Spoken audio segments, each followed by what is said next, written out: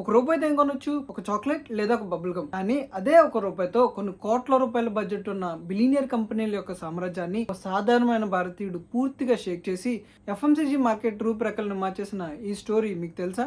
1980s టైంలో ఇండియాలో shampoo అనేది కేవలం ధనవంతులకు మాత్రమే పరిమితమైన ఒక లగ్జరీ ప్రొడక్ట్. హిందుస్థాన్ యూనిలివర్ లాంటి గ్లోబల్ కంపెనీస్ పెద్ద పెద్ద బాటిళ్లలో షాంపూలను అమ్మేవి. వాటి ధరలు సామాన్య మధ్యతరగతి ప్రజల బడ్జెట్ కి చాలా ఎక్కువ.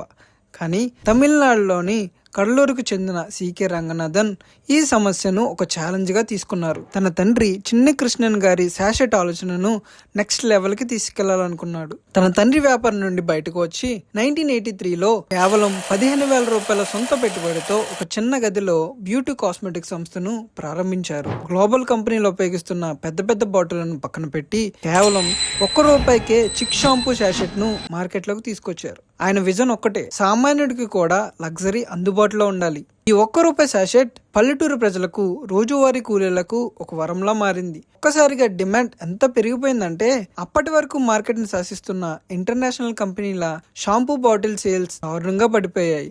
చిక్ షాంపూ క్రియేట్ చేసిన హిస్టరీ చూసి ఆ పెద్ద పెద్ద మల్టీనేషనల్ కంపెనీలు కూడా తల వంచి తాము కూడా ₹1 శాషెట్లను అమ్మడం స్టార్ట్ చేయాల్సి వచ్చింది. కేవలం 15,000 రూపాయలతో మొదలైన ఈ చిన్న ప్రయాణం ఈ రోజు కొన్ని వేల కోట్ల విలువైన కివిన్ కేర్ సామ్రాజ్యంగా ఎదిగింది. బిజినెస్ చేయాలంటే 100 కోట్ల అవసరం లేదు. ఒక సామాన్యుడికి కావాల్సిన అవసరాలను గుర్తించే ఒక చిన్న ఐడియా ఉంటే చాలని నిరూపించిన గ్రేట్ ఇండియన్ సక్సెస్ స్టోరీ ఇది.